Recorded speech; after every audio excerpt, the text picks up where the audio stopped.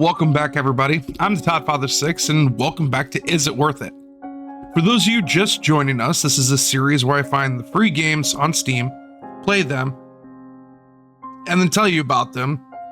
You can make an informed decision on playing the game, or not. Episode 2 is Postmouse.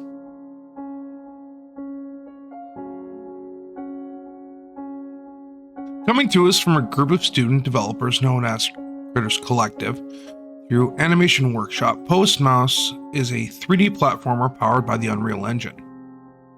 Published in late January of 2023 on Steam, the game is highly stylized in a cozy fashion that fans of cute woodland creatures will fall in love with. You play as Postmouse, the main character.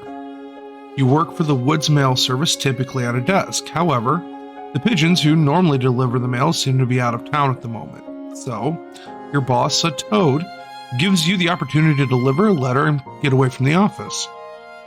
Apprehensive at first, not having traveled so far from home before, you start your adventure. There are 3 main missions or objectives within the game. All of them are delivering letters.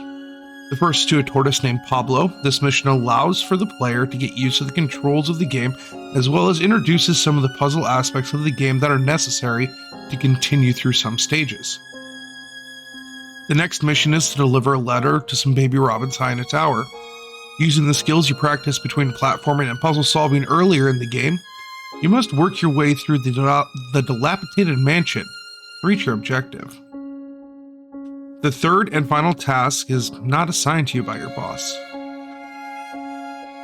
Over the course of the day, Postmouse has lost their timid fear and have fully embraced their new role as a mail deliverer. Seeing the letter on the main desk of the office, Postmouse chooses to take the letter themselves. In the dark, they travel back to the mansion. Using all of the skills the player has learned, you must survive. There are not a lot of critical reviews for the game, but I was able to find one by Rachael Brearton of Indie Hive. In a review, Ms. Brearton states, "Postmouse has a lot to offer for a short, free game and is very impressive for a student-made project, but it's not without its flaws.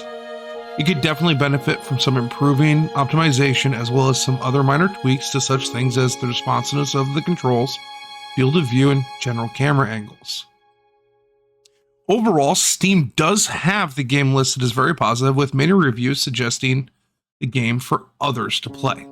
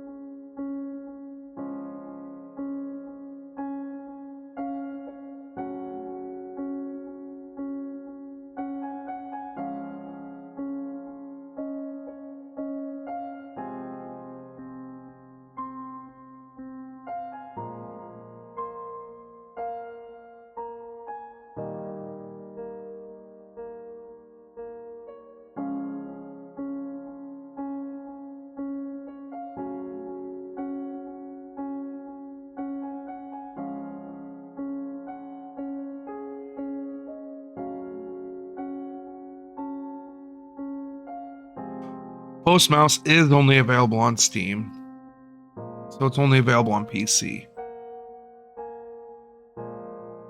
As with all other games in this series, however, it is free. The game has both mouse and keyboard layouts as well as controller support for an Xbox controller, which is what I personally use during my playthrough. Some player reviews have stated they have issues with the controls feeling clunky at times, especially with some of the larger scale platforming within the game. I personally didn't feel this after getting used to the gameplay. However, I can see how this could be a problem for some players. Graphically, there are some issues with how the game is rendered. Like I said in the intro, it uses Unreal 5 as its base engine.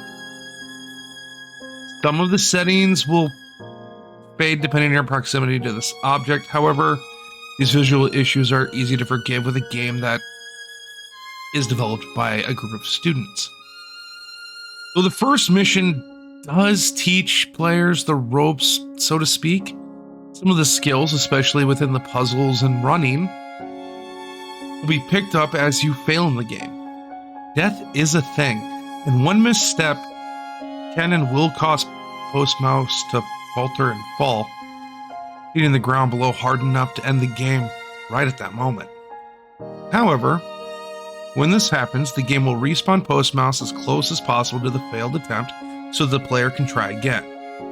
Some of the platforming puzzles do need to be played through a couple of times to learn from failing.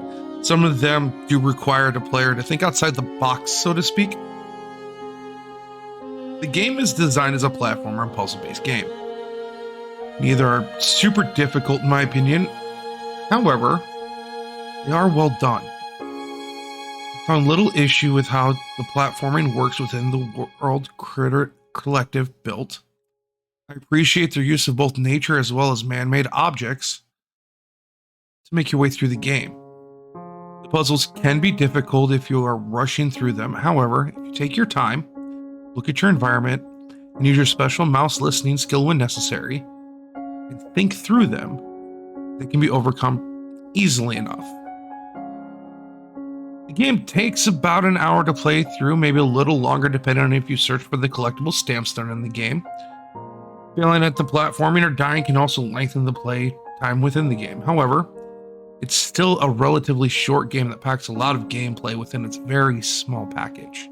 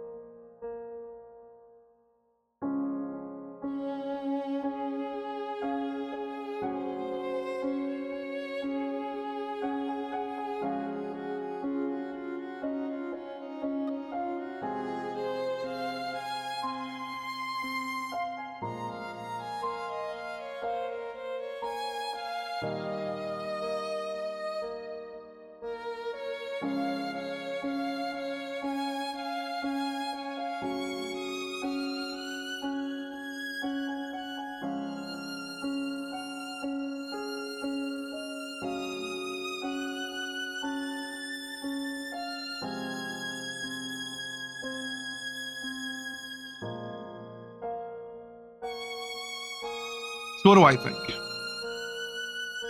For me, this game was an amazing experience to play. It had a great narrative with super cute characters. The interactions between Postmouse and his friends were fantastically written. Even for a short game, there is some emotional attachment to the main character for me, which is great. Is it worth it? Absolutely. This amazing game is free, and if you love platformers and cozy games with great premise, this is an amazing game for you. I highly suggest it, and you absolutely should check it out at your earliest convenience. So that's it. What I'm hoping for is the developers possibly releasing another game. The team that worked on this did fantastic. They should be very proud of themselves. As a student game, this game is probably one of the best independent small team games that I've played in a long time. It gives me hope for the future for game development. And I really think the future can be really bright.